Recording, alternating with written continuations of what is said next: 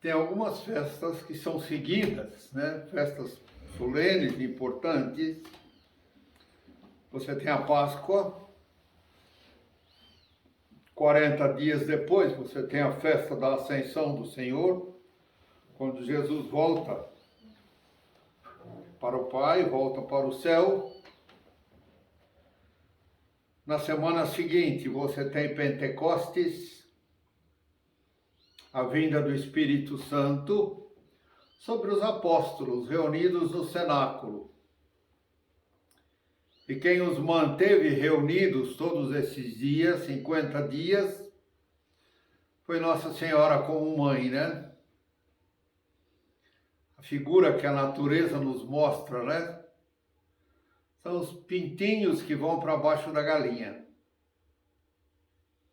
E é interessante porque se a gente quiser pegar os pintinhos, a gente não consegue pegar. Mas se você quer pegar os pintinhos, pegue a galinha. Se você segura a galinha, os pintinhos vêm todos atrás e você pega, né, a galinha com os pintinhos. Pois é. Nossa Senhora como mãe da igreja, ficou no cenáculo com eles para mantê-los ali reunidos e animados. Ela ia animando cada um que às vezes pensava em desistir, achando que não ia acontecer mais nada, morrendo de medo dos judeus. E Nossa Senhora ficou junto. Ela não precisava receber o Espírito Santo, ela já estava cheia, né? Na Anunciação, o anjo foi claro, né? O Espírito do Senhor virá sobre você, te cobrirá com a sua sombra, ou seja, na Anunciação, quando o anjo foi dizer para ela que ela seria mãe de Jesus e perguntar se ela aceitava, né? Quando ela disse o sim, ela já ficou cheia do Espírito Santo. Então Maria não precisava mais receber o Espírito Santo, mas ela estava ali com eles para animá-los, mantê-los unidos, consolando cada um deles para esperar Pentecostes. Depois de Pentecostes, você tem a outra grande festa, que é hoje, né? A Santíssima Trindade.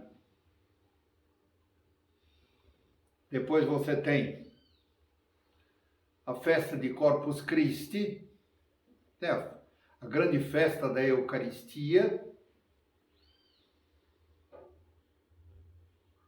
E depois continua o tempo comum. Então essas festas são todas juntas, né? Todas relacionadas com o mistério da salvação, com o mistério pascal. Então, em vez de falar alguma coisa sobre a Santíssima Trindade, eu pensei em pegar aqui no grande catecismo, né? O catecismo maior de São Pio X, que todo bom católico deve ter em casa, ler para conhecer a doutrina da igreja, né? Esse aqui ainda é melhor do que o amarelinho, tá? Catecismo Maior de São Pio X. Você encontra para vender nas livrarias católicas. Loyola, com certeza na Loyola. As outras, as que são católicas, vai encontrar. As que são mais ou menos, né? Não sei se tem lá para vender. Tem, vai encontrar livraria católica que vende livro de budismo, de taoísmo, mineralogia, né? Mas é capaz que esse aqui você não vai encontrar lá. Não vou citar nome aqui para não criar problema. Capítulo 12 desse livro, Catecismo Maior de São Pio X, da festa da Santíssima Trindade. Quando celebra a Igreja a festa da Santíssima Trindade, a Igreja honra a Santíssima Trindade em todos os dias do ano, principalmente nos domingos, mas dedica-lhe uma festa particular no primeiro domingo depois de Pentecostes. Por que no primeiro domingo depois de Pentecostes celebra a Igreja esta festa particular da Santíssima Trindade? A Igreja celebra a festa da Santíssima Trindade no primeiro domingo depois de Pentecostes, para que compreendamos que o fim dos mistérios de Jesus Cristo e da vinda do Espírito Santo foi conduzir-nos ao conhecimento da Santíssima Trindade e levar-nos a honrá-la em espírito e em verdade. O que quer dizer Santíssima Trindade? Santíssima Trindade quer dizer Deus uno em três pessoas realmente distintas, Pai, Filho e Espírito Santo, ou seja, um só Deus em três pessoas distintas. Deus é Espírito Puríssimo. Por que então que se representa a Santíssima Trindade em forma visível? Sim, Deus é Espírito Puríssimo. Representa-se, no entanto, as três pessoas divinas por meio de certas imagens, para dar a conhecer algumas propriedades ou ações que lhes são atribuídas, ou a forma por que alguma vez apareceram. Porque se representa Deus Pai em forma de um ancião, representa-se Deus Pai em forma de ancião para significar assim a eternidade divina. E porque ele é a primeira pessoa da Santíssima Trindade e o princípio das outras duas pessoas, o princípio, de Jesus e do Espírito Santo. Por que se representa o Filho de Deus em forma de homem? Representa-se o Filho de Deus em forma de homem, porque ele é também verdadeiro homem, tendo assumido a nossa natureza humana para a nossa salvação. Por que se representa o Espírito Santo em forma de pomba? Representa-se o Espírito Santo em forma de pomba, porque nesta forma desceu sobre Jesus Cristo quando foi batizado por São João Batista no Rio Jordão. O que devemos fazer na festa da Santíssima Trindade? Na festa da Santíssima Trindade, devemos fazer 5 coisas. Primeiro, adorar o mistério de Deus uno em 3 pessoas, um só Deus em 3 pessoas. Segundo, agradecer à Santíssima Trindade todos os benefícios temporais e espirituais que recebemos. Terceiro, consagrar-nos totalmente a Deus e sujeitar-nos inteiramente à sua divina providência. Quarto, pensar que no batismo entramos na igreja e nos tornamos membros de Jesus Cristo, membros do corpo de Jesus, que é a igreja, pela invocação e pela virtude do nome do Pai, do Filho e do Espírito Santo. Assim fomos batizados, em nome do Pai, do Filho e do Espírito Santo. Quinto, tomar a resolução de fazer sempre com devoção o sinal da cruz, que exprime esse mistério, e de recitar com fé viva e com a intenção de glorificar a Santíssima Trindade as palavras que a Igreja repete com tanta frequência: glória ao Pai, ao Filho e ao Espírito Santo. Quando a gente deve fazer o sinal da cruz? Não tem um momento específico, Quando levanta, quando acorda, quando vai deitar, quando vai comer, quando termina a comida, quando começa o trabalho, quando termina o trabalho, quando começa a estudar, quando termina de estudar. Sempre que vem algum pensamento ruim na cabeça, uma tentação, fazer o sinal da cruz. Glória ao Pai, ao Filho e ao Espírito Santo, assim como era no princípio, agora e sempre, por todos os séculos dos séculos. Amém. E fazer o sinal da cruz, em nome do Pai, do Filho e do Espírito Santo. Amém. O sinal da cruz é um pequeno exorcismo, né? Que a gente pode fazer sempre. Sempre.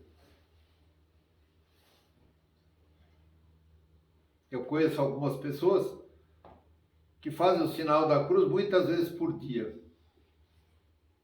Tem alguma razão específica? Não.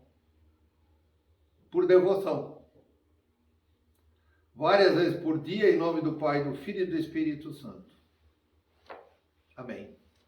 Ou repetem muitas vezes por dia, glória ao Pai, ao Filho e ao Espírito Santo, assim como era no princípio, agora e sempre, por todos os séculos dos séculos. Amém.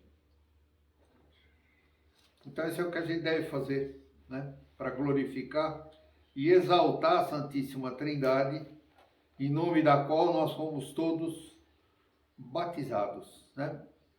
E na próxima quinta-feira a gente celebra a festa de Corpus Christi, né? A festa do corpo de Cristo, a festa da Eucaristia.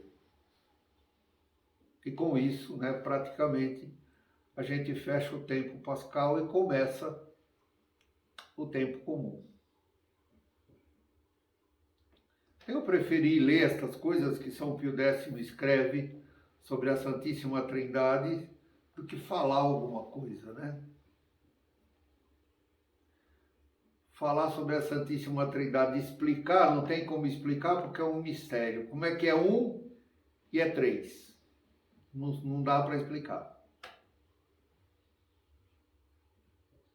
Talvez uma figura de longe, né? Que a gente pudesse usar, assim, uma coisa bem comum que a gente usa, né?